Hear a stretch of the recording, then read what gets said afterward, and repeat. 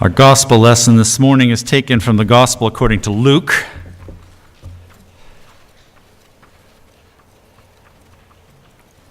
Which somehow did not get marked in the big Bible. Luke 17, and it is not the story of Zacchaeus. Chapter 17, beginning with the 11th verse.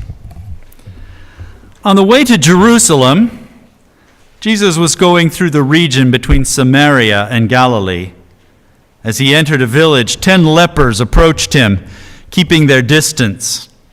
They called out, saying, "Jesus, Master, have mercy on us." When he saw them, he said to them, "Go and show yourselves to the priests." And as they went, they were made clean. Then one of them, when he saw that he was healed, turned back, praising God with a loud voice. He prostrated himself at Jesus' feet, and he thanked Jesus. And he was a Samaritan. Then Jesus asked, "Were not 10 made clean? But the other 9, where are they? Was none of them found to return and give praise to God, except this foreigner?" And then he said to him, "Get up and go on your way. Your faith has made you well." May God add a blessing to this reading of the Word.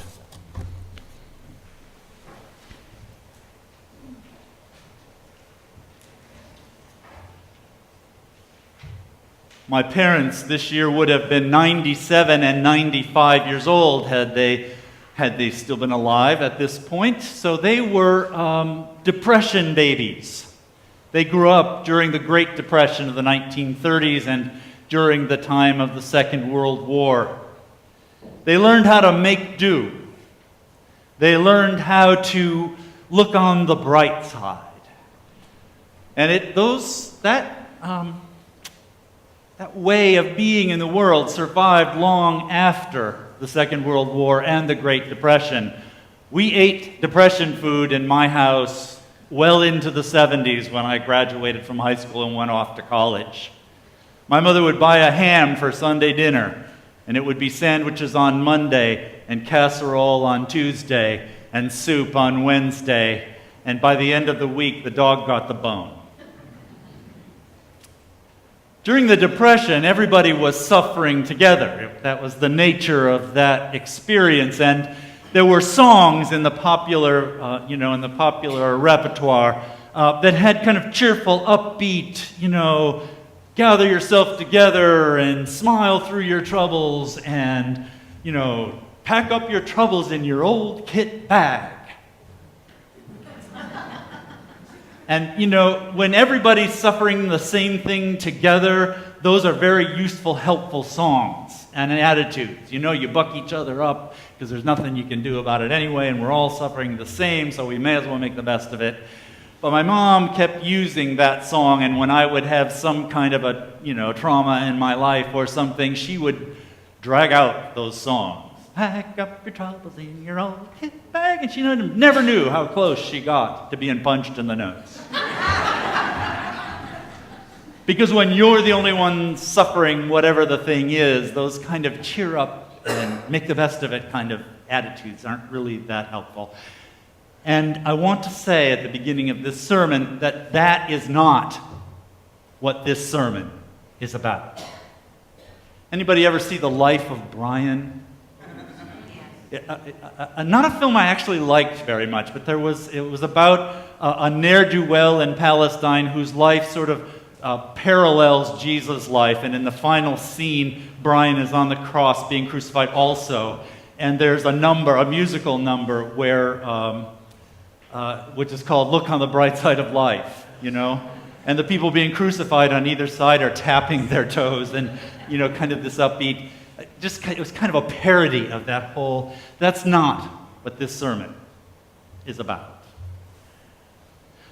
Also, growing up, I was, like many of you, probably taught to write thank you notes after Christmas and after your birthday.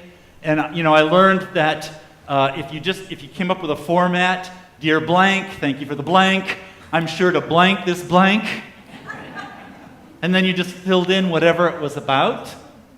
And, I know that my mom wanted me to be the kind of person who was grateful and thankful and who, did all of the social amenities and all of that stuff. But I also figured out at some point in my life that the people that it was really important for me to write a thank you note to were Aunt Martha, who did everything just so. Everything was just right and according to all of the rules of social etiquette. And it was really important for me to write a thank you note to Aunt Bertha, who was a woman of some wealth who had no children. And it was important if you were the great niece or the great nephew or the niece or the nephew of someone like Aunt Bertha that you really needed to mind your P's and Q's, because who knew what was going to happen with all of that money that Aunt Bertha had. And so I realized that there was more to this than just being grateful. There was another agenda going on. And writing thank you notes it's important. It's one of the forms, but it can be an empty gesture. Always say thank you for the nice things that people do for you. And I want to say at the outset of this sermon, that is not what this sermon is about. It's not about looking at the bright side. Pack up your troubles in your old kit bag, and it's not about always remembering to say thank you so that somebody will think you are a nice boy or girl. There's something much graver and much more important and much more profound going on in the two texts that we heard this morning about the nature of gratitude.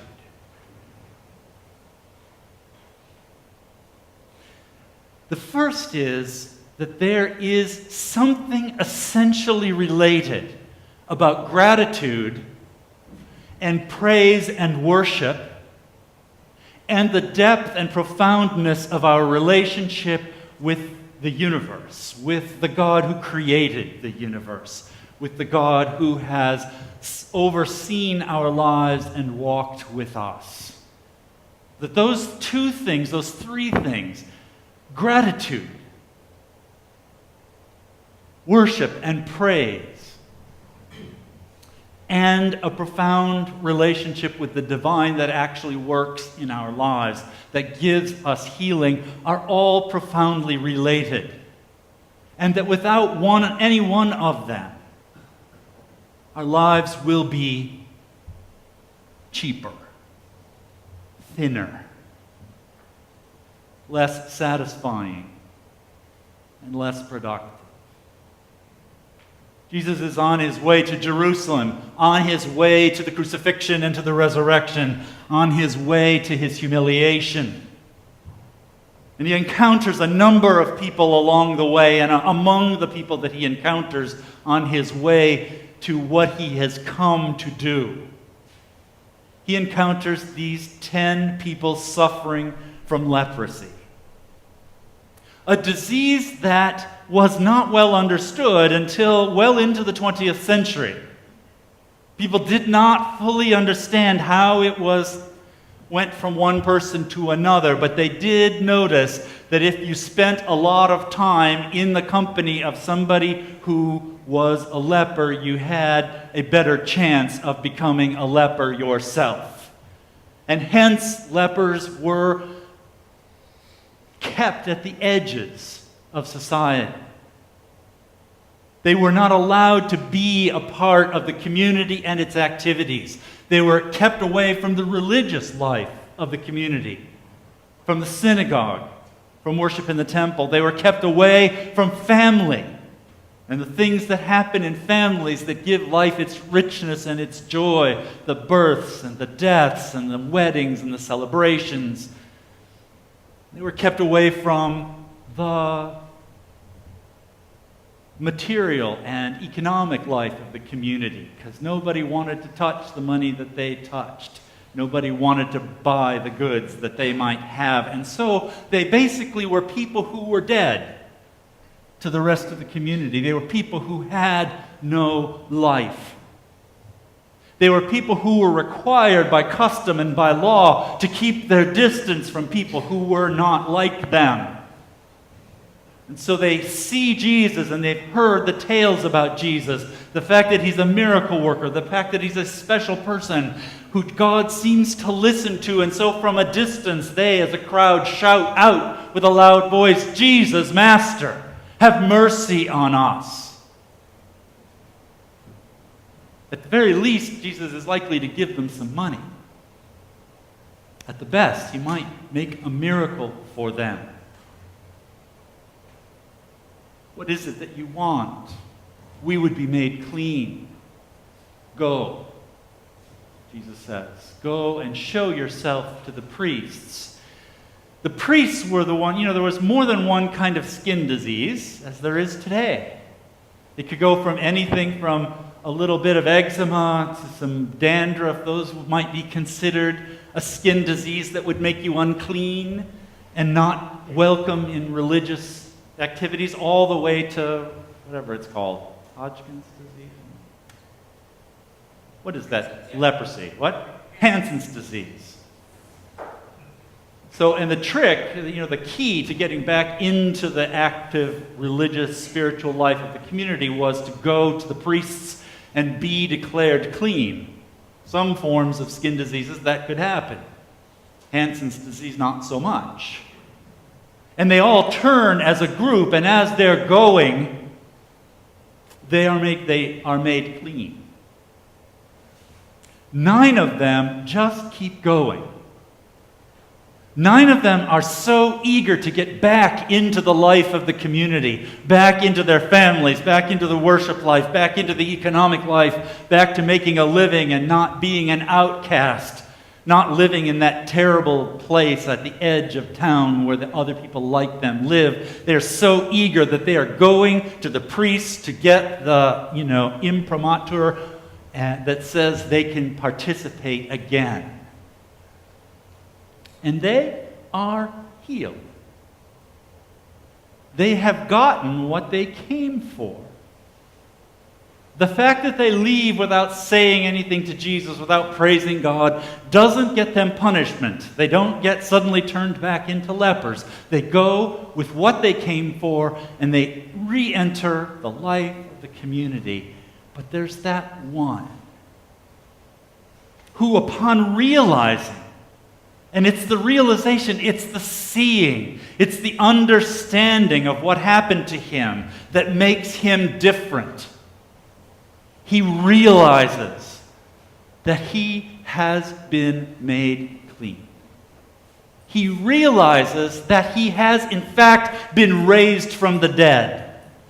Because if you were a leper, you were, for all intents and purposes, dead.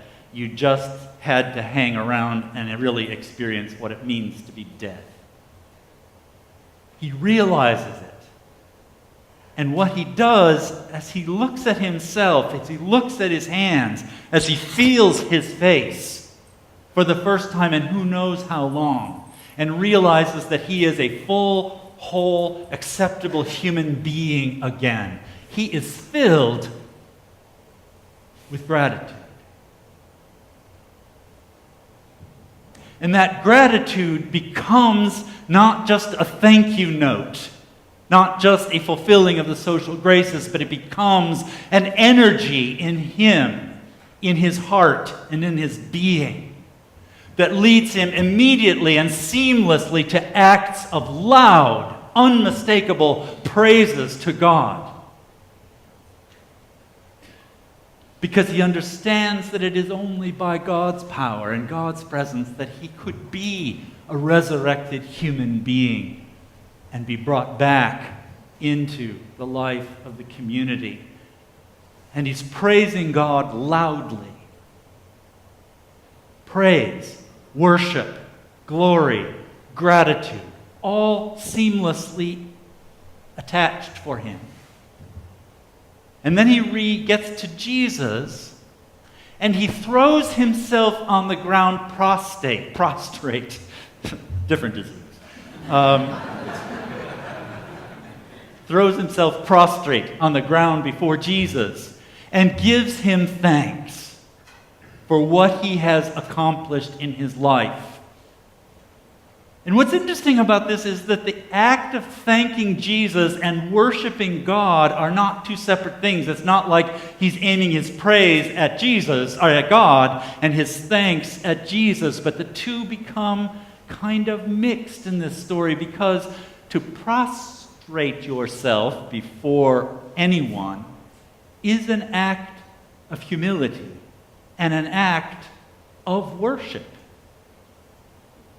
So his understanding of what had been done for him becomes inexorably mixed with his understanding of who Jesus is. He sees himself a new man, and he sees Jesus as God. And those two seeings result in loud, boisterous, unmistakable acts of thanksgiving and praise. So that's the first thing I think that we need to understand about the nature of gratitude, is that it is connected to all that God has done for us and with us and through us. And it is connected with praise and glory and worship, which is what God has created us to do with him and for him, to praise and to glorify him. So it's not a social grace. It's not just a thing that proves to everyone that you're a good boy or a good girl. It is at the core of what it means to be a human being, is to respond in gratitude and in worship to the God who created you. And none of that would have been possible for this Samaritan, this outsider, had it not been for his experience of being a leper in the first place. Though Luke doesn't say it, one has the sense that this guy sees that. That his experience as an outsider and his experience of being invited to the inside, all of that is the thing for which he is giving praise to God. It is all of that for which God for which Jesus is being thanked. The psalmist, the scholars believe that he has endured and experienced an extended illness that brought him to the very gates of death, and that God has somehow brought him back. And what's interesting about this psalm is that he is both grateful for the healing, but he goes back and he kind of explores the path by which that happened. I want to glorify and praise and give God thanksgiving, he says, for he did not leave me to my foes, by which he means sickness and death. I want to give thanks to God because he raised me up. He says, I was a proud person. I was a solid person.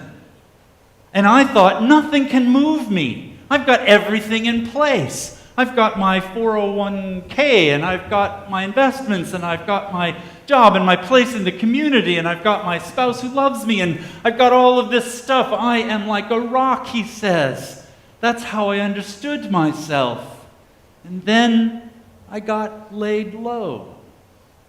God turned his face from me, and I was dismayed. I understood in that moment, says the psalmist, or implies the psalmist.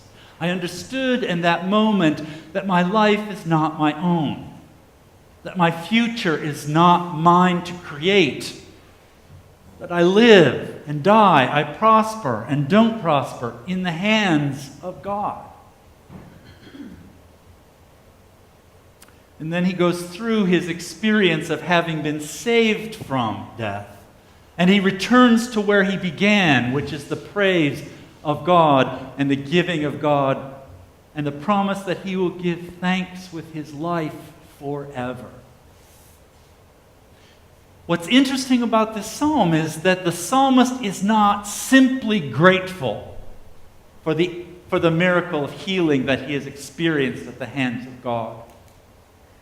He is grateful for the whole journey of illness and wellness, of his miracle in the context of his difficulty. And his gratitude is not just about the good stuff that he has experienced, but the whole spectrum of his experience, which results in his understanding and his experience of the faithfulness of God and the presence of God in every single circumstance and in the whole chain of circumstances. One of our temptations is that when we think about being grateful to God, we think about being grateful to God for the things that God has done for us. And when we are feeling abandoned and when we're feeling angry at God because of the things that have happened to us, we are angry and disappointed and frustrated about the things that God has done to us. And I want to suggest to you that both of these passages point towards a reality, which is that neither of those prepositions are the proper ones. God doesn't do for us, and God doesn't do to us. God does with us. And I mean that in two ways. With us in the sense that I paint my living room with a paintbrush. The lives that we experience in the presence of a loving and healing God are lives in which God is preparing us and using us. God is doing something with you in the midst of this broken place. But also with, in the sense of I'm doing something with my grandson, whom I love. I'm doing something with my spouse, whom I adore. I'm doing something with my family, who are the greatest of blessings. In the midst of both what makes it painful and what makes life a joy, God is doing something with us. And the response to that is thanks. It's gratitude, which leads to worship, which leads to a closeness and an intimacy with the divine. So everything that we do in response to God, in gratitude for God, whether that's just a thought of thankfulness and gratitude that flies through our head when we're walking down the sidewalk and seeing a beautiful fall-colored tree, or whether it's that heartfelt, breathless thanks that we feel when we just didn't get killed in that car accident that was this close to have happened, or whether it's the gratitude that we feel as we get to the other side of that life-threatening illness, or whether it's the gratitude that we feel when we have in fact lost something or someone who is so valuable to us, but in the process experienced the love and support of the community. In all of those, our gratitude is not only a response to what God has done, but it's a way in which we find ourselves more deeply in love with the God who created us. As you begin to think about, or continue to think about, how you are going to support the ministry of this place in the next week, think in terms of your gratitude. How has God blessed you through the bad times as well as through the good times? How do you want to respond to that goodness? but also think about how will my response to God's goodness in turn draw me closer into a life of fuller and deeper worship than I am now. Think about it as a process that works both ways. My response to God's goodness, but also my way in to continued experience of goodness with God. Thanks be to God. Let us now come together and bring our lives and the fruits of our lives that they might be blessed and dedicated to the service of God.